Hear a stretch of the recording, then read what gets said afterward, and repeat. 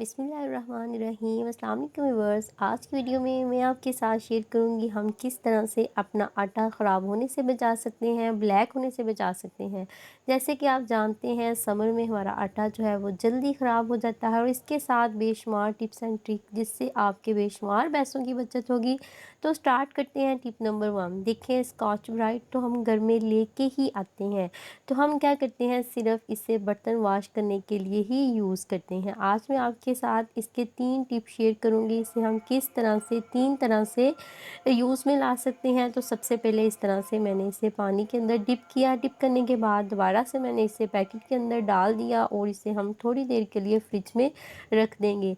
जब ये बिल्कुल इसके अंदर आइस जम जाएगी तो इसे हम बाहर निकालेंगे। जब हम कहीं जा रहे होते हैं, लंच वगैरह लेके जाते हैं, तो सालन के ख़राब होने का डर होता है। तो इस तरह से जो हमने ये आइस पैक बनाया है, इसे हम इस तरह से इसके अंदर रखेंगे। इससे हमारा सालन जो है वो ख़राब नहीं होगा। और व्यूअर्स, अगर हम कहीं जा रहे हैं, वो मेडिसिन्स जो कि हमने ठंडी जगह पे रखनी होती है, जैसे इंसुलिन वगैरह, वो भी हम इसके अंदर इस तरह से रख के लेके जा सकते हैं। आई होप ये छोटा सा टिप आपको पसंद आया होगा।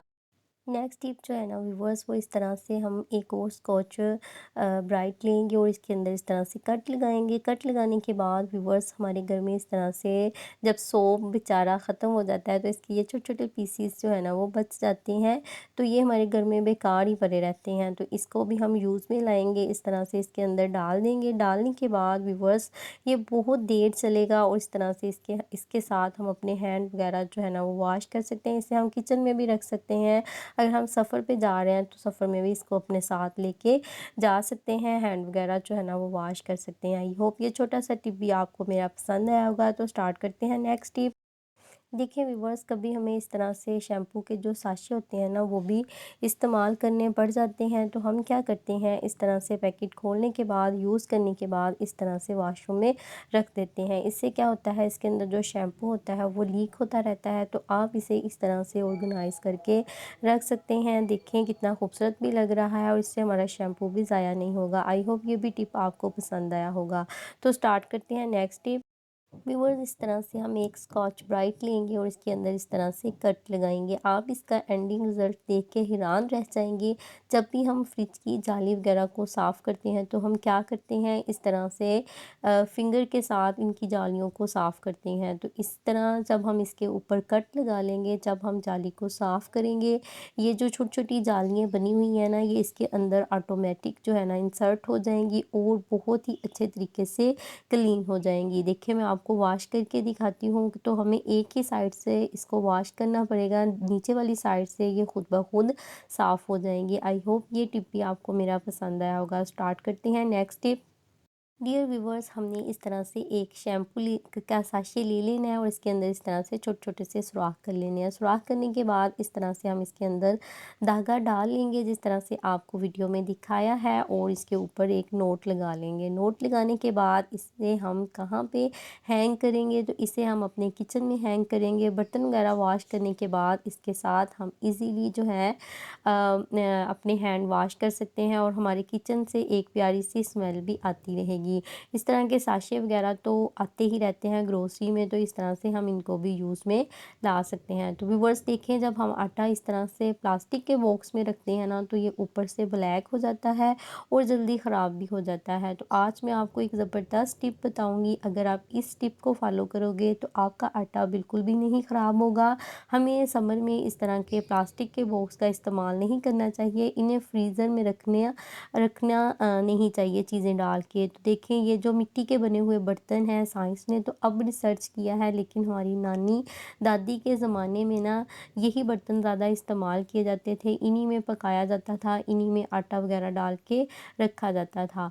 तो देखें, अगर हम इस तरह से इसके अंदर आटा रखेंगे तो आटा बिल्कुल वाइट रहेगा। और एक हम मलमल का पीस ले लेंगे, उसे हम इस तरह से गीला करके रखेंगे। हमारी जो नानी दादी का ज़माना था उसमें इसी तरह से आटा रखा जाता था, और जब हम इसे फ्रिज में रखें तो इस तरह से इसे हम कवर करके रख सकते हैं। ये देखें, ये मैंने खुद ही घर में ही स्टिच किए हुए हैं। तो इस तरह से जब हम इसे फ्रिज में रखेंगे तो ये रखा हुआ भी बहुत ही प्यारा लगेगा, क्योंकि मिट्टी का जो बर्तन होता है ना वो देर तक ठंडा रहता है। तो इस तरह से इसके अंदर हमारा आटा बिल्कुल भी नहीं ख़राब होगा। व्यूअर्स, चैनल पे न्यू है तो आपसे रिक्वेस्ट है, प्लीज़ चैनल को सब्सक्राइब भी कर दीजिएगा, बेल आइकन को भी लाजमी प्रेस करिएगा ताकि मेरी हर आने वाली वीडियो का नोटिफिकेशन आपको मिल सके। नेक्स्ट टिप जो है ना, ये तो बहुत ही कमाल की है। बहुत ज़्यादा मेहमान आते हैं या आपको बहुत ज़्यादा पेड़े करने पड़ जाएं तो आप इस तरीके से बहुत ज़्यादा पेड़े जो है ना वो मिनटों में कर सकते हैं। अगर आपको पेड़ा नहीं बनाना आता तो आप इस तरह से एक गिलास की मदद से बहुत ही गोल सा पेड़ा बना सकती हैं। और मैं आपके साथ एक ज़बरदस्त टिप बताऊंगी कि हम किस तरह से ढेरों ढेर रोटियां जो है ना एक ही वक्त में बना सकते हैं। देखें, हम इस तरह से हम पंखे के नीचे बैठ के जितनी भी हमने रोटियां बनानी है वो बना बेल के रख लें। रखनी आपने किस तरह से, इस तरह से आप रखें जिस तरह से आपको वीडियो में दिखाया जा रहा है। रखने के बाद अगर तो आपके किचन में एग्जॉस्ट फैन है तो फिर तो आपके किचन में इतनी गर्मी नहीं होगी, लेकिन अगर एग्जॉस्ट फैन ना हो तो फिर किचन में गर्मी जो है ना वो बहुत ज़्यादा होती है। तो फिर आप इस तरीके से जो है ना अपनी रोटियों को बना सकते हैं। तो देखें, एक साइड पे मैंने तवा रख दिया था, दूसरी साइड पे मैंने इस तरह से कढ़ाई रखी है और इस तरह से ढेरों ढेर रोटियां जो है ना वो हम मिनटों में बना लेंगे। बहुत ही यूज़फुल टिप है। अभी तक मुझे नहीं लगता कि वीडियो यूट्यूब पे किसी ने आपके साथ ये टिप शेयर किया होगा। इस तरह से रोटियां बनाएं और अपने टाइम की भी बचत करें और अपने आप को गर्मी से भी बचाएं। अपना बहुत ज़्यादा ख्याल रखिएगा, दुआ में याद रखिएगा। अल्लाह हाफिज़।